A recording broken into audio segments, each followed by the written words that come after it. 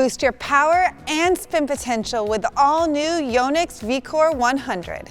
In its 8th generation, Yonex makes some noticeable changes to the VCORE 100 while still maintaining the spin potential and feel the Racquet is known for.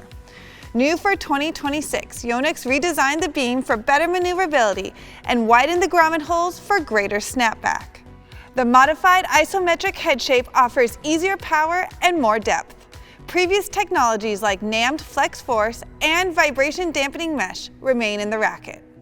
I fell in love with the VCORE series about 15 years ago when Yonex released the VCORE 100S. It was the first racket I actually switched to when I became a TITA play tester, and I've loved the VCORE series ever since. And actually the last generation I was really close to switching to. It was between that and the eZone 100.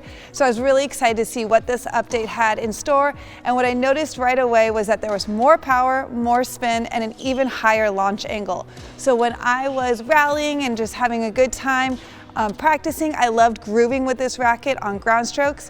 When I started to play points, I did miss a little bit of control, and so when I was first playing, I noticed that I was overhitting a lot. It was very easy to hit long.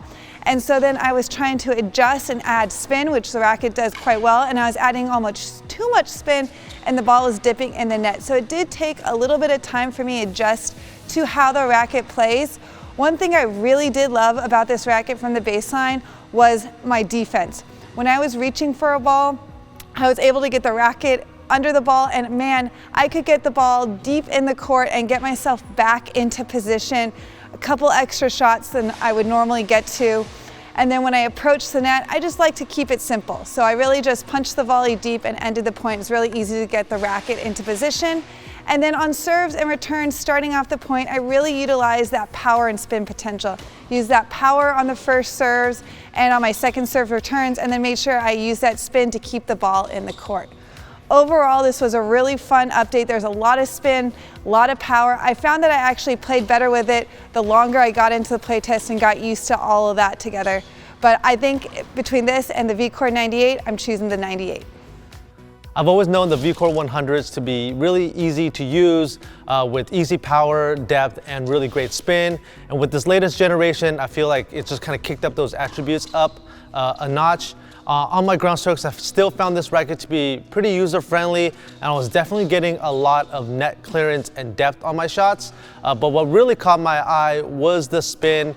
According to my Zenith data, I'm getting about 2,000 RPMs on average on my forehand with my own racket. But with this VCORE 100, I was averaging about 2,600 RPMs on my forehand, which is a significant 30% increase, which was also noticeable on court as well.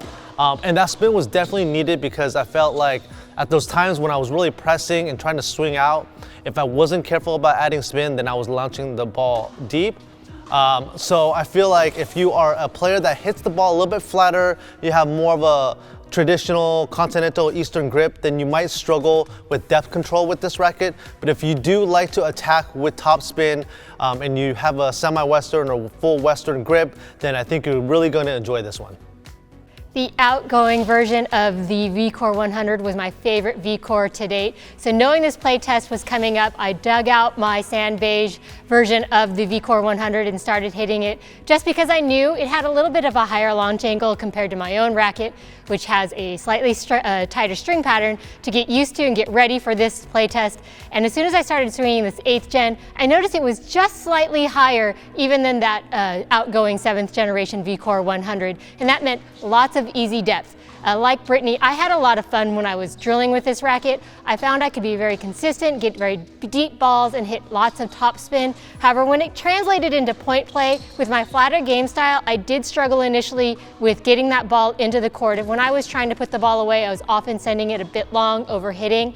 I did need to remember to emphasize topspin, and I had some same struggles as she did, and I found myself trying to add too much topspin at times, hitting the ball short or hitting it into the net.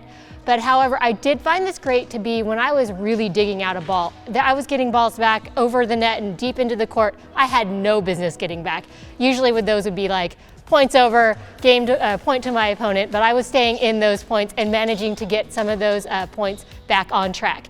My standout shot for me was probably my serve. I was getting greater net clearance on that serve as well as some extra spin, extra pace, so I was making fewer serve errors into the net. Overall for me, I think I've always liked the E-Zone a little bit better because it fits my flatter hitting style better. And with this 8th gen, I think the E-Zone 100 is probably would be my choice of the two 100 square inch models from Yonex. I will start by saying that the VCORE 100 has always been the hardest option within the family for me to personally use. It's just been a very powerful racket with a super high launch angle, and for my style of play, sometimes it's a little bit too much too often. So going into this playtest, I was a little bit wary of what this racket was going to do for me. And some of my hesitations were confirmed. This racket is extremely powerful, like the rest of the playtesters mentioned. This is one of the first instances where I feel like the VCORE on the whole was maybe emphasizing power over spin a little bit. Don't get me wrong, the spin here is still great and very accessible, but this racket just feels like a power frame to me personally. I really had to focus on keeping my net clearance low and just opting for a flat ball, as anything else tended to sail pretty long, or I was being tentative and rolling the ball short. So going for flatter strikes off either wing just tended to be the best option for me. And since I wasn't really confident finishing off points from the baseline, I was running up to the net whenever possible with this frame, either serve and volleying or looking for a good shot to approach in on, and then really just relying on the frame to put away points. When up at the net, I really loved shaping balls shorter in the forecourt as well, looking to move my opponents around as opposed to just trying to end the point right then and there. But if I did get a high volley or an overhead, I felt confident sort of bringing the ball back down with emphasis, and that thankfully translated to serves as well. Great action and spin on the ball and pretty reliable placement.